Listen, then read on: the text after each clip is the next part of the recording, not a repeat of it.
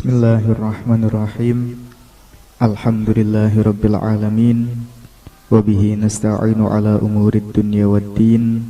Wassalatu wassalamu ala asyrafil anbiya'i wal mursalin, sayyidina wa habibina wa maulana Muhammadin wa ala alihi wa sahbihi ajma'in, amma ba'd.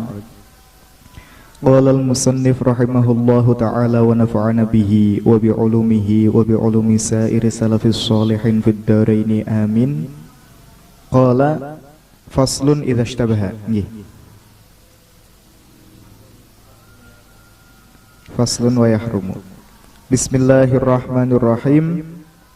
Faslun utawi iki iku ono fasal.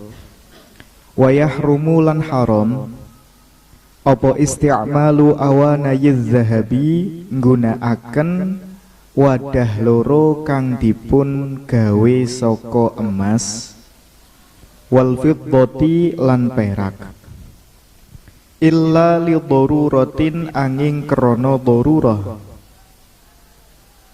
wattikhadhuhuma lan haram jenengan huma apa ha wattikhadhuha lan haram apa ngalap awanayiz zahabi wal fiddah, walau inaan senajan toh rupa wadah soriron kang cilik. Contone kamuk hulatin kaya dene wadah celak. Wama lan haram apa perkara bubbiba kang dipun tambel apa ma, dipun tambele mau bizzahabi kelawan emas. Wala yahrumu lan ora haram apa ma wadah bubbiba kang dipun tambel apa ma bil fiddati kelawan nganggo perak, illa bobbatan angin tambelan kabiratan kang gede lizinati krono pepaes. Wa yahillu lan halal apa al mumawwahu, wa yahillu lan halal apa al mumawwahu wadah kang dipun sepuh bihima kelawan fiddah lan zahab. Pun sakmenten mawon. Berarti pundi sing dereng diterangaken Mas? Idza ishtabaha. Nggih ampun. Bismillahirrahmanirrahim. Alhamdulillahirabbil alamin. Wa bihi nasta'inu ala umurid dunya waddin. Wa sallallahu ala sayyidina Muhammad wa ala alihi washabbihi wasallam. Amma ba'd. Sebelumnya kita perlu sedikit bersyukur. Bukan sedikit. Kita harus bersyukur sekali kepada Gusti Allah. Malam hari ini kita masih diberikan kesempatan, kekuatan untuk bisa hadir di majelis ilmu, untuk bisa kembali ngaji, belajar untuk memahami agama, untuk mempelajari materi-materi yang berkenaan dengan fikih. Karena tidak semua orang diberikan kekuatan dan kesempatan untuk menghadiri majelis ilmu, Mas. Orang-orang yang menghadiri majelis ilmu adalah orang-orang terpilih, orang-orang pilihan Gusti Allah. Karena di luar sana sebenarnya banyak orang yang sehat, banyak orang yang sebenarnya punya kesempatan, bukan orang yang sibuk. Akan tetapi hati mereka tidak digerakkan oleh Allah Subhanahu wa ta'ala untuk menghadiri majelis ilmu. Padahal selaku muslim kita sangat dianjurkan, bahkan diperintahkan oleh Gusti Kanjeng Nabi Muhammad sallallahu alaihi wasallam untuk mempelajari agama. Dengan mempelajari fikih kita bisa tahu mana yang halal, mana yang haram. Sehingga yang halal kita lakukan, yang haram kita jauhi. Begitu kita tahu bahwa zina itu haram, maka tidak kita lakukan. Begitu kita tahu yang namanya menikah itu halal, bahkan bisa sunnah, maka kita laksanakan. Kita bisa tahu mana yang boleh dan mana yang tidak. Misalkan kita sudah tahu karena belajar bahwa yang namanya riba itu haram, berarti kita tidak melakukan hal tersebut. Nah, banyak sekali faidah yang kita dapatkan dari thalabul ilmi. Baik laki-laki maupun perempuan semuanya wajib untuk belajar, Mas. Yang laki-laki terlebih, karena dia nantinya akan menjadi seorang pemimpin. Paling minimal-minimalnya adalah pemimpin keluarga. Oleh karena itu, Gusti Kanjeng Nabi ngendikaaken kullukum ra'in wa kullukum mas'ulun an ra'iyatihi. Setiap dari kalian itu adalah seorang pemimpin.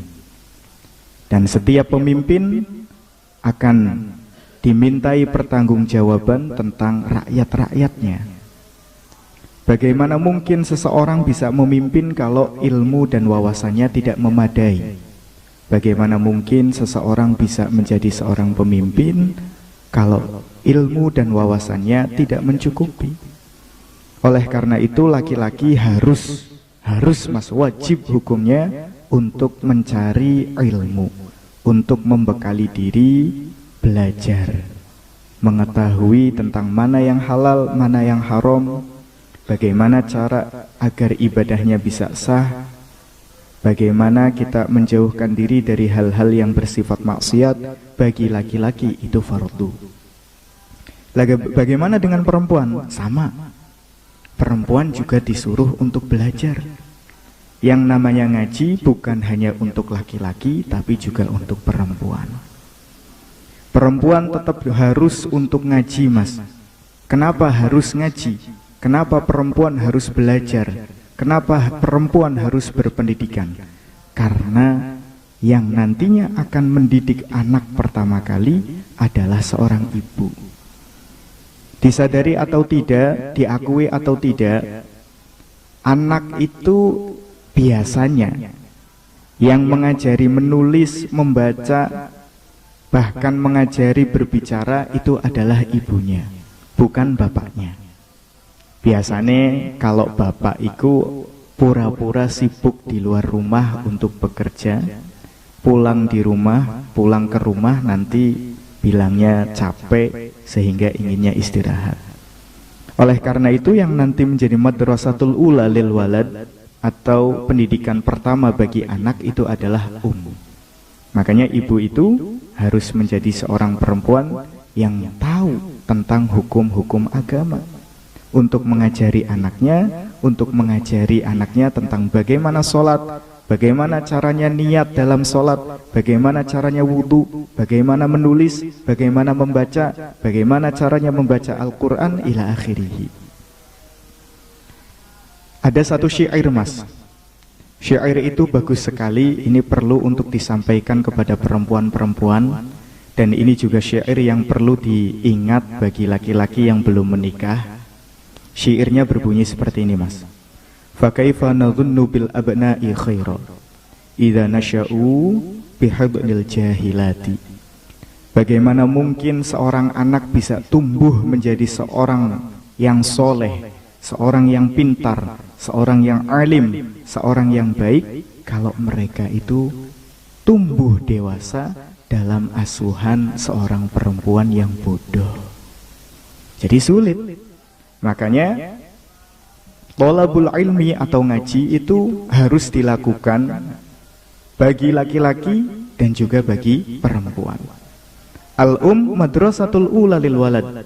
Ibu adalah pendidikan pertama bagi seorang anak. Tapi jangan lupa bahwa bapak itu mudirnya. Yang mengurus, yang mengatur itu adalah bapak.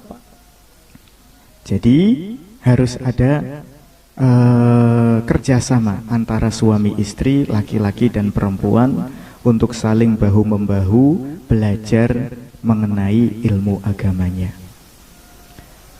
Kalau tidak ngaji, ya paling minimal itu suka menghadiri tempat atau majelis ilmu. Paling tidak lagi itu adalah punya mahabbah terhadap ahlil ilmi, punya mahabbah terhadap orang-orang soleh. Sering kita itu mendapatkan cerita ada seorang ulama yang fenomenal, ulama luar biasa, namanya Imam Ghazali. Beliau ulama yang tidak perlu lagi dipertanyakan keilmuannya, karangannya sampai sekarang bertahan dan dipelajari di seluruh pesantren di Indonesia, bahkan mungkin di dunia. Sebutlah kitab Bidayatul Hidayah, ada kitab namanya Ihya Ulumuddin, banyak sekali karangan beliau yang sampai hari ini masih dipelajari. Mohon maaf sebelumnya bahwa ayah Imam Ghazali, abai Imam Ghazali itu bukan seorang ulama, bukan orang alim yang ilmunya itu luar biasa, bukan sosok orang alim yang kenamaan, bukan. Beliau seorang biasa, tapi beliau suka menghadiri majelis ilmu. Setiap beliau itu punya kesempatan untuk berangkat ngaji, beliau berangkat. Kemudian di dalam hatinya sambil dia itu ngaji, niku berdoa, semoga anaknya, keturunan-keturunannya itu diberi barokah dari ilmu. Nah, barokah tersebut kemudian muncul pada anak-anaknya. Anak pertama dari laki-laki tersebut nanti namanya Muhammad bin Muhammad Al-Ghazali, atau yang biasa dikenal dengan Imam Ghazali, yang karangan kitabnya itu luar biasa. Sedangkan adiknya nanti dinamakan Ahmad bin Muhammad Al-Ghazali, seorang yang alim tapi lebih terkenal dengan ceramahnya, metode dakwahnya. Dikabarkan, dikisahkan, diriwayatkan bahwa adiknya tersebut, Syekh Ahmad bin Muhammad Al-Ghazali, niku ketika ceramah bisa menjadikan ribuan orang yang mendengarkan berderai air mata karena menyesali dosa-dosa.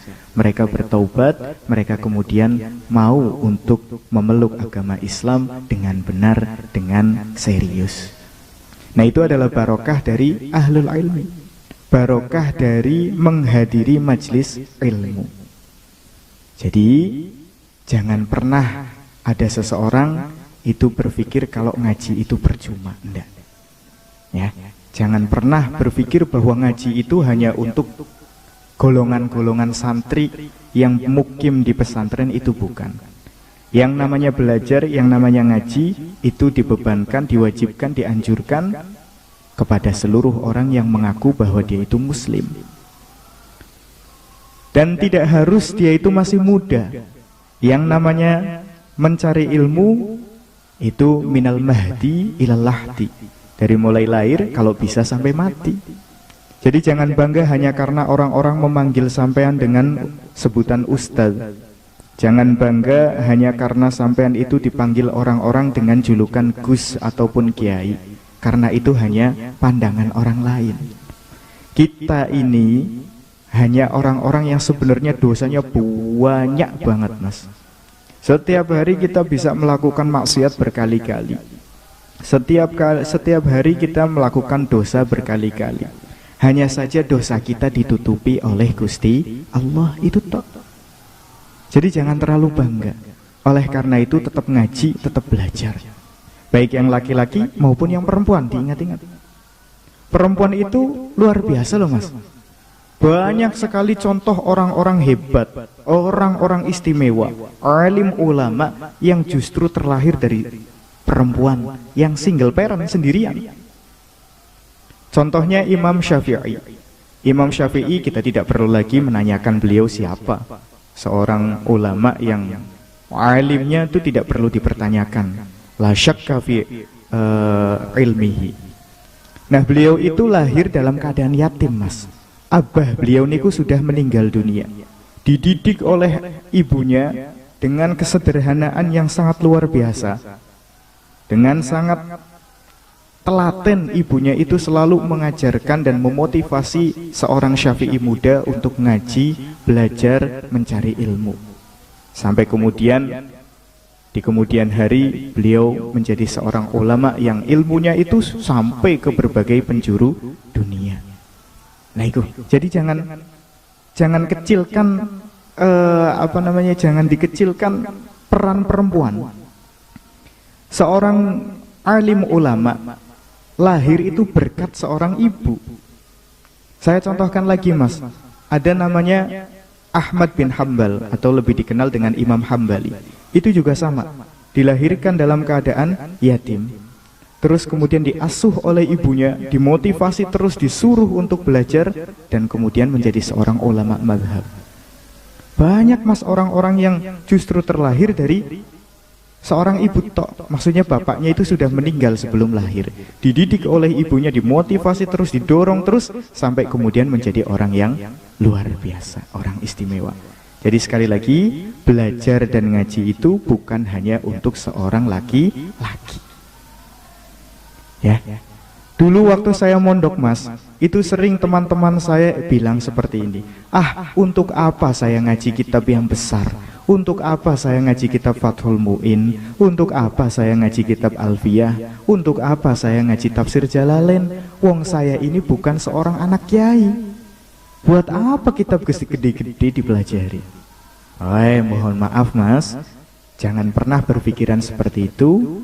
Karena sekali lagi tujuan kita adalah mencari ilmu untuk mendapat ridho Gusti Allah, untuk mendapat ridho Gusti Kanjeng Nabi, sekaligus menghilangkan kebodohan dari diri kita agar kita itu terselamatkan dari hal-hal yang bisa menjauhkan kita dari Gusti Allah. Karena diingat-ingat bahwa al-jahlu itu adalah ra'su kulli khati'atin. Yang namanya kebodohan adalah pangkal dari seluruh kesalahan, kehancuran, keburukan. Jadi diingat-ingat, harus tetap ngaji. Lagi pula kita tidak akan pernah tahu masa depan kita Mas. Ya, jadi saya cerita sedikit ya Mas ya. Saya dulu waktu mondok sama sekali tidak tertarik untuk belajar kitab yang besar-besar itu enggak. Dalam pikiran saya itu punya kakak-kakak yang luar biasa Mas, pinter-pinter, hebat-hebat. Jadi dalam pikiran saya tidak akan disuruh, kalau pulang nanti tidak bakal disuruh untuk ngajar. Paling-paling kalau disuruh ngajar ya kitab-kitab kecil kayak Safinah, kayak Jurmiyah. Tapi ternyata setelah saya rampung dari mondok, takdir berkata lain Mas. Ternyata kitabnya ya lumayan banyak juga yang harus diajarkan. Nah itu, jadi seseorang itu tidak bisa menentukan masa depannya. Barangkali saja Mas Udin misalkan, oleh takdir ditentukan ternyata dibawa ke Sukabumi, di sana oleh masyarakat diajukan untuk menjadi seorang alim ulama, dibikinkan pondok pesantren. Waduh. Nah, oleh karena itu sekali lagi kita tidak tahu masa depan kita akan seperti apa. Itu murni urusan Gusti Allah. Nah, yang harus kita lakukan adalah mempersiapkan sebaik mungkin apa yang akan terjadi di masa depan untuk kita hadapi. Ya, jangan berpikir nyong ora pandai kiai iki aman, jangan. Sekali lagi, ayo kita belajar. Karena sekali lagi saya katakan bahwa al-jahlu itu ra'su kulli khati'atin. Bahwa kebodohan itu adalah pangkal, adalah sumber, adalah penyebab utama dari seluruh keburukan. Itu namanya al-jahlu. Nah, untuk ngaji cuma satu tok yang harus kita lakukan. Nopo? Yaitu adalah bersungguh-sungguh, berusaha. Ya, kalau seumpama orang mau berusaha, nanti akan bisa. Nah, ini bab ini, fasal yang akan kita pelajari itu cocok dengan apa yang saya katakan, bahwa orang itu harus berusaha. Nah, sekarang kita coba belajar idza ishtabaha alaihi dhahirun bimutanajjisin ijtahada. Ketika kita mempunyai dua tempat, dua wadah, misalkan dua ember, kita yakin yang salah satunya itu terkena najis misal, tapi kita tidak tahu yang mana yang terkena, apakah yang wadah sebelah kanan atau wadah yang sebelah kiri. Maka hukumnya bagaimana? Harus ijtihad. Kita harus ijtihad. Ijtihad niku nopo? Berusaha mengerahkan kemampuan untuk menerka mana yang terkena najis, mana air yang tidak boleh digunakan untuk bersuci. Itu namanya nopo? Ijtihad. Sekali lagi saya ulang, ketika kita mendapati ada dua wadah, dua ember, Kita yakin salah satu di antaranya terkena najis. Maka hukum fikih mengatakan kita harus berijtihad. Berijtihad maksudnya apa? Yaitu mengerahkan kemampuan kita untuk menerka mana yang kira-kira itu terkena najis, sehingga tidak diperbolehkan untuk digunakan bersuci. Nah, caranya bagaimana ijtihad tersebut? Bisa dengan kita lihat, mungkin yang bening berarti yang selamat, yang tidak terkena najis.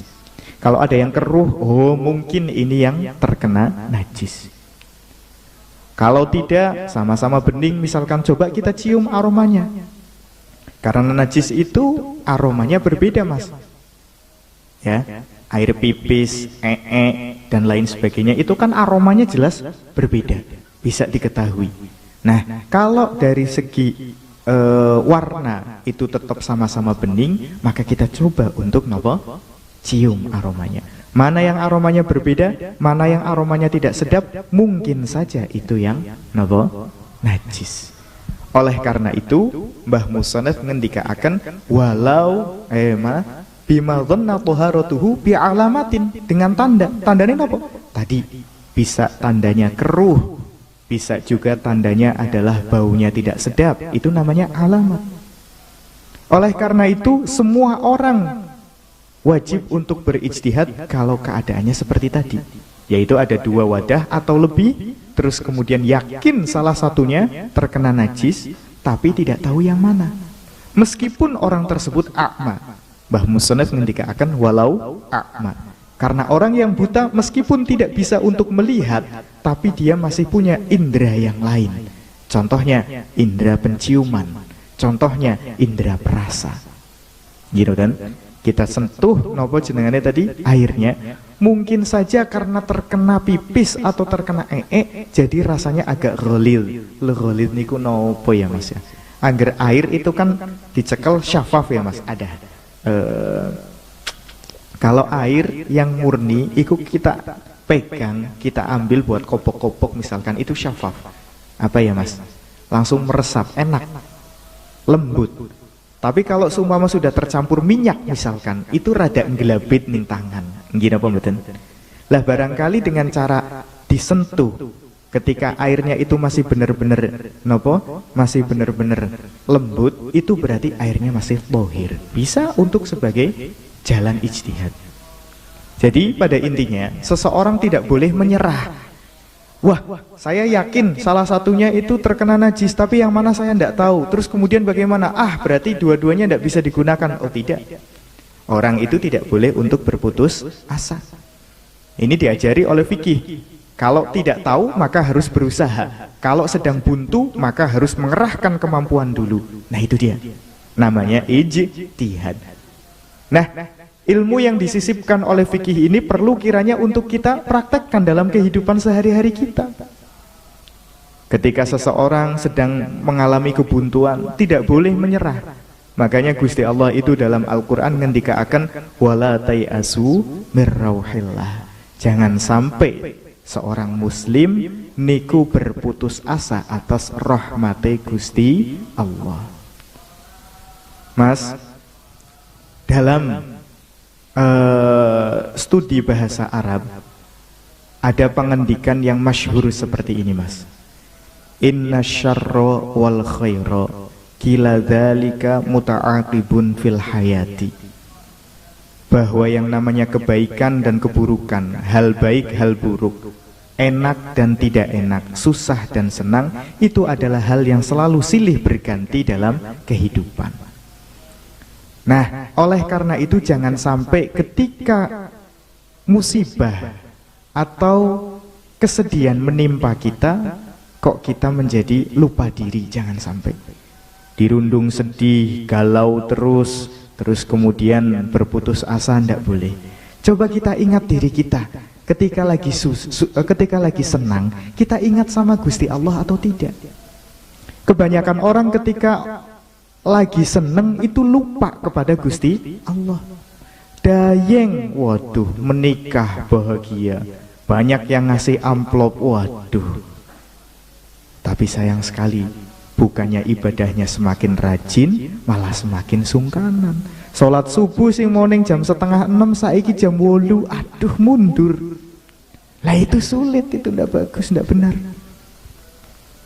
Begini Mas, Gusti Kanjeng Nabi ngendikaaken dalam satu hadisnya, ta'arraf lillahi fir raha ya'rifka fisyiddah. Kenali Gusti Allah, jangan lupakan Gusti Allah ketika kalian sedang dalam keadaan bahagia. Maka Gusti Allah juga tidak akan lupa kepada kalian ketika kalian sedang dalam keadaan sedih. Nah, ini kesalahan kita Mas. Kita punya uang bukannya kita sedekah. Kita diberi kesehatan oleh Gusti Allah, bukannya semakin rajin beribadah, malah kita gunakan untuk hal-hal yang tidak bermanfaat. Mancing, gitu. Lah itu mancing itu lagi ngapain Mas? Ya oke, kalau seumpama pas lagi mancing sambil zikir astaghfirullahaladzim, sambil sholawatan Allahumma sholli ala sayyidina Muhammad, sambil baca Al-Quran, wah itu luar biasa. Tapi pada kenyataannya enggak, mancing tok, buang-buang waktu. Nggih mboten? Nah, itu dia. Itu kita diberi kesehatan oleh Gusti Allah, ternyata kita gunakan untuk hal yang sia-sia. Nah, jadi jangan pernah mengeluh ketika ternyata nanti pas susah kok susahnya berkepanjangan. Karena kita lagi pas enak itu lupa sama Gusti Allah. Bisa dipahami apa mboten iki? Jadi diingat-ingat. Ta'arraf lillahi fir raha ya'rifka fisyiddah. Ingatlah Gusti Allah, jangan lupakan Gusti Allah ketika kalian sedang dalam keadaan senang. Maka nantinya Gusti Allah tidak akan lupa terhadap kalian. Diingat-ingat Mas, jangan pernah berputus asa. Jangan pernah terlalu galau Mas, jangan. Salah satu tanda iman dalam hati kita itu rapuh. Salah satu tanda dalam diri kita ternyata imannya goyah adalah ketika kita terkena musibah, kita galau berkepanjangan. Itu Mas. Ingat janjinya Gusti Allah Mas. Gusti Allah ngendikaaken inna ma'al usri yusron. Ngirodan, fa inna ma'al usri yusron, inna ma'al usri yusron. Ada 2 yusrun dan 1 usrun. Itu kalau kalian ngaji ning nahwu. Fa inna ma'al usri yusra. Kata Gusti Allah, setiap kesulitan akan berdampingan dengan kemudahan. Diulang oleh Gusti Allah, inna ma'al usri yusra. Dalam kesulitan tersebut, itu inna ma'al usri yang kedua, al yang berada pada lafaz al-usru, itu namanya al-lil ahdi dzikri. Makanya para ulama ngendikaaken tidak akan yusrunnya 2 kalah oleh usrun yang cuma 1. Tidak mungkin kemudahan yang ada 2 itu kalah gara-gara kesulitan yang cuma ada 1. Nah itu jangan berpikir bahwa kita itu kalau sudah terkena musibah terus kemudian kita bergalau-galau ria terus nantinya akan menyelesaikan masalah, itu tidak. Kita terkena masalah utangnya pirang-pirang. Ini hal yang wajar ya, sering menimpa kita duitnya kurang terus kemudian galau, suker, sambat kanan kiri, maring tangga malahan jadi omongan, gitu. Ora ditulungi malah diejek, gitu. Mangkaneng Mas, ketika kita itu punya hajat, niku utarakan kepada Gusti Allah. Kanjeng Nabi ngendikaaken idzasta'anta fasta'in billah. Ketika kalian minta bantuan, minta pertolongan, mintalah kepada Gusti Allah. Idza sa'alta fas'alillah wa idza sta'anta fasta'in billah. Ketika kalian mau meminta, mintalah kepada Gusti Allah. Sebab ketika kita mintanya sama manusia, itu kalau sekali 2 kali mungkin masih dikasih, mungkin masih bombong, tapi minta terus ya nanti suker. Gini apa mboten? Lah itu dia. Tapi Gusti Allah kebalikannya Mas.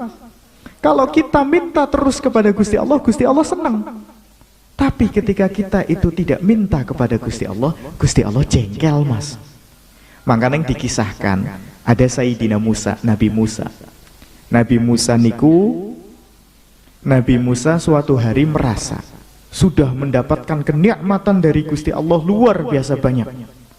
Jadi Nabi Musa itu malu untuk berdoa, malu untuk minta kepada Gusti Allah. Akhirnya ditegur oleh Gusti Allah, ya Musa, wahai Musa, apakah kamu sudah tidak lagi butuh kepada saya selaku Tuhan kamu? Kata Gusti Allah. Jare Nabi Musa ini mboten Gusti, jenengan tetap Tuhan kulo tetap butuh jenengan, tapi kulo izin. Sudah terlalu banyak kenikmatan yang engkau berikan pada saya.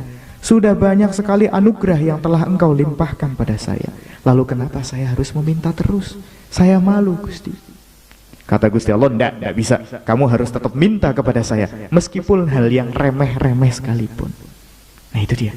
Jadi Gusti Allah itu sifatnya adalah maha pemberi mas ya, Al-Wahhab. Nah mau memberi kepada siapa? Ya kepada makhluknya. Kepada siapa lagi? Oleh karena itu ayo kita minta kepada Gusti Allah. Orang Gusti Allah niku adalah zat yang maha kaya kok, Tuhan yang kaya raya, yang kalau seumpama kita minta sesuatu, bahkan seluruh makhluk yang ada di alam semesta minta sesuatu dan kemudian dikabulkan oleh Gusti Allah, itu persamaannya seperti jarum, dalam bahasa Cina ini namanya dom, gitu, yang dimasukkan ke dalam samudra, terus dinaikkan lagi, dicelupkan, terus kemudian diambil. Itu nanti ada sebagian air yang katut, ada sebagian air yang terbawa oleh jarum, tapi sedikit sekali jika kita nisbatkan, kita bandingkan dengan air yang berada dalam samudra. Itu perbandingan kekayaan Gusti Allah. Jadi jangan sampai kita ikut jadi wong sing galau mas ya, dieling-eling mas. Jangan sampai jadi orang yang galau. Oke?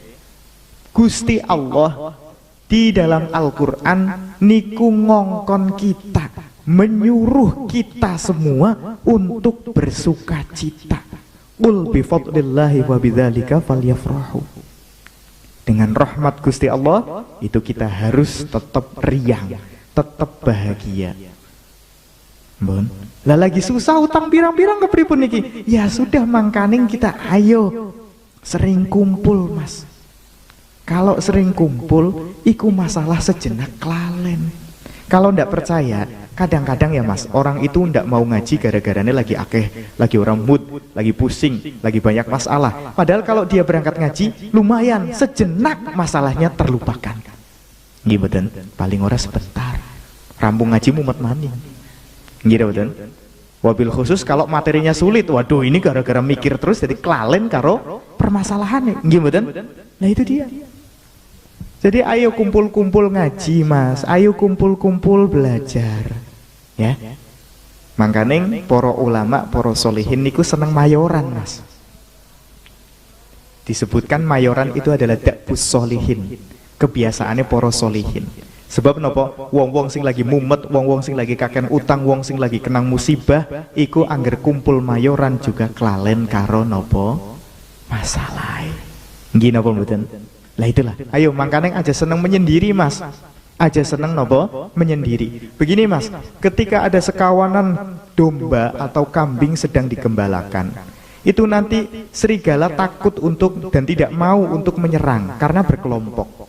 Tapi ketika ada satu kambing yang misah, merjul, itu nanti akan diserang oleh serigala. Nggih mboten?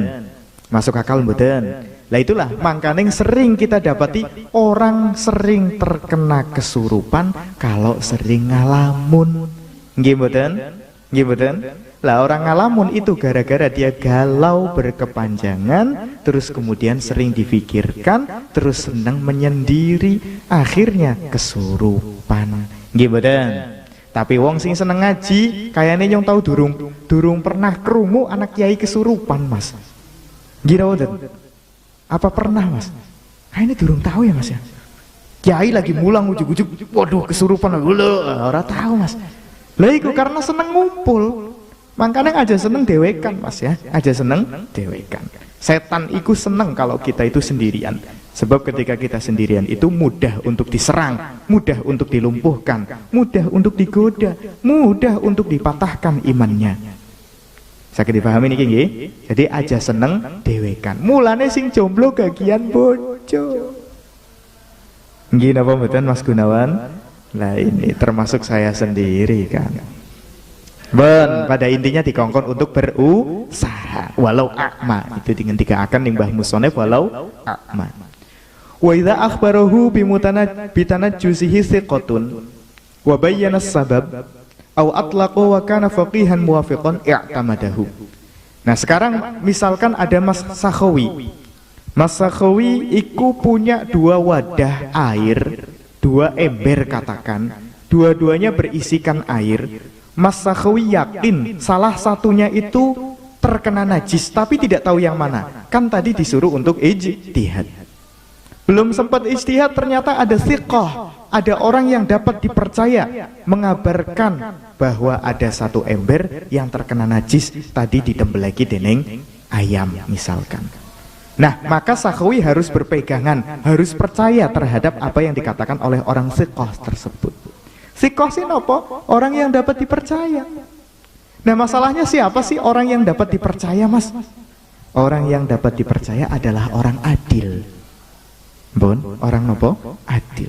Siapa orang adil? Orang adil kemarin disebutkan, man lam yartakib kabiran wa lam yusirra 'ala shaghair wa ghalabat ta'atuhu 'ala ma'asihi. Orang yang tidak melakukan dosa besar, tidak juga membiasakan diri melakukan dosa-dosa kecil, dan kalau dihitung-hitung taatnya lebih banyak daripada maksiatnya. Nah, itu sulit untuk ditemukan di zaman sekarang, Mas. Ya paling tidak ya orang yang secara zahir tidak melakukan dosa besar. Iku jenengane sinten? Thiqah. Orang yang bisa dipercaya. Karena orang yang suka berdosa ikut tidak bisa dipercaya, Mas. Jangankan orang yang seneng lakoni dosa, wong sing ora beradab pun kata Imam Bukhari itu tidak bisa dipercaya. Imam Bukhari duduk Ustadz Bukhari. Nah, makanya dikisahkan dulu, Mas, Imam Bukhari jauh-jauh dari negeri Bukhara. Negeri Bukhara kalau sekarang itu Kazakhstan kalau tidak salah. Itu pernah mengendarai unta selama 2 bulan demi belajar 1 hadis.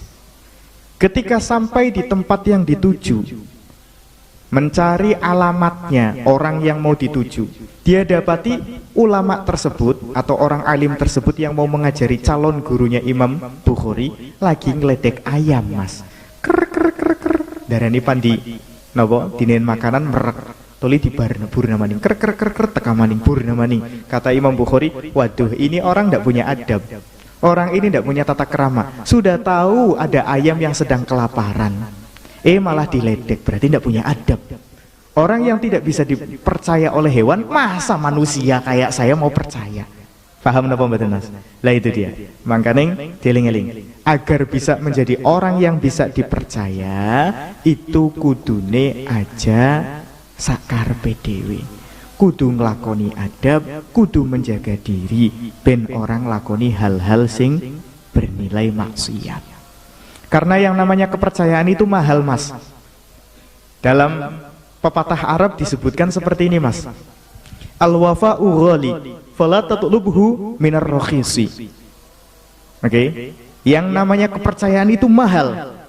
Yang namanya setia itu mahal. Makanya jangan pernah kamu cari kesetiaan atau kepercayaan dari orang-orang yang rendahan, dari orang-orang yang murahan. Nah, oleh karena itu ayo bareng-bareng, Mas, ayo ngaji ben kita itu ngerti bagaimana caranya menghindarkan diri dari napa? Maksiat. Angger wis ngerti ngelmune, dongeng ilmune bisa menjaga dirinya, Mas, dari nglakoni maksiat. Donge, Mas. Selagi dia bisa mengendalikan nafsunya. Saya contohkan seperti ini. Ini misalkan uang. Uang segepok 10 juta ngeletak di satu tempat yang sepi. Terus kemudian ada Mas Ipul. Ipul melihat ada uang ning kresek 10 juta, tempat sepi. Jiwanya memberontak beli. Biasanya bilang ini rezeki anak soleh. Nggih napa mboten? Jiwanya mengatakan seperti itu. Ah, lah kau wong lah kasih ngerti rezeki anak soleh. Soleh mbahmu. Nah, tapi kalau dia punya ilmu, dia bisa mengerti. Oh, ini punya orang lain. Kalau saya ambil nanti dosa namanya. Oke, makanya mengkoning fikih nanti di belakang akan ada bab namanya luqathah. Ketika kalian menemukan harta, apa yang harus kalian lakukan? Lah itu. Ndak sembarangan, Mas, ketemu barang ning tengah dalan, mumpung sepi rezeki anak soleh, ya soleh ndasmu iku. Ya dan Jadi ada hukumnya sendiri, namanya hukum luqathah. Nanti ada, berarti kudune ngaji agar tidak lagi slogan rezeki anak soleh. Jadi andalan soalnya mas, jadi andalan. Saya pernah soalnya mas, saya pernah sendiri, saya pernah melihat ada satu anak duit seketewu tiba ning dalan. Saya dari jauh sebenarnya lihat mas. Nah terus ada satu anak buru duit, tulis selingak-selinguk. Dengan girangnya dia itu jingkrak sambil bilang rezeki anak soleh, alhamdulillah. Lah itu dia. Awas mas, nanti ada hukumnya sendiri ya, namanya luqathah. Makanya kudu ngaji temenan ya, kudune napa? Ngaji. Wis mun ngaji mah ndak usah banyak-banyak mas, sing penting tala paham, ngira dan sing penting paham tur sing penting istiqomah. Nah, poinnya pada malam hari ini adalah kita harus menggunakan air yang benar-benar suci dan mensucikan, digunakan untuk berwudu ataupun mandi atau menghilangkan najis. Nah, ketika kita tidak yakin bahwa air yang akan kita gunakan itu najis ataukah suci, maka disuruh untuk ijtihad. Nah itu dia. Nah ijtihad menggunakan panca indera mas, bisa dengan dilihat. Kalau dia keruh berarti ada sesuatunya, ya betul. Kalau bening berarti aman. Mungkin juga dengan indera penciuman kita. Kalau aromanya tidak beres berarti ada sesuatu juga, gitu apa betul?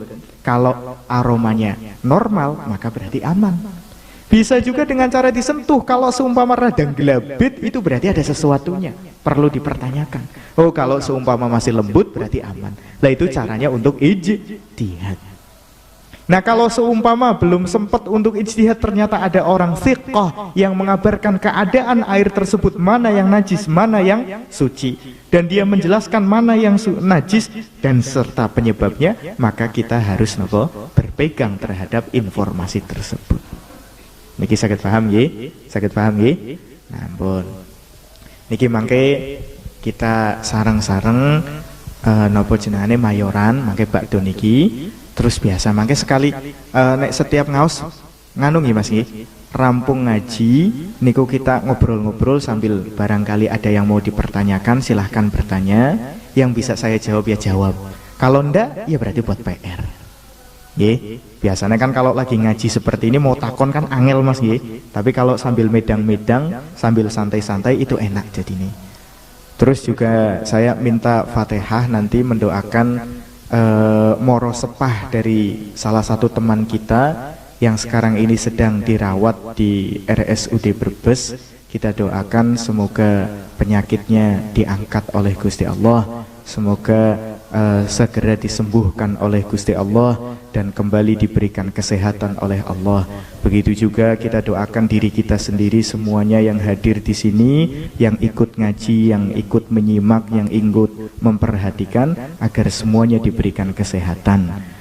Juga kita doakan seluruh guru kita, keluarga kita, orang tua kita, kita doakan semuanya agar diberikan senantiasa kesehatan oleh Allah Subhanahu wa ta'ala.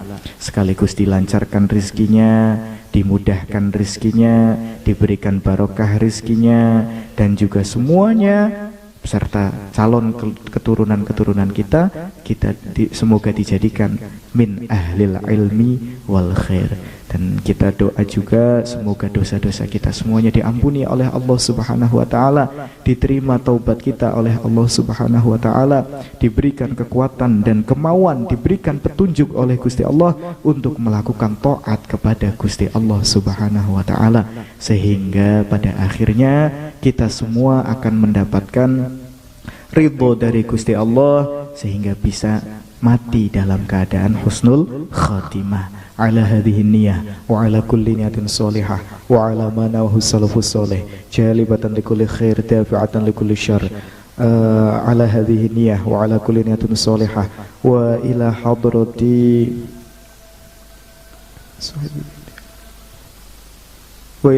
Nabi Mustafa Sayyidina Muhammadin sallallahu alaihi wa alihi wa sahbihi wasallam. Al-Fatihah.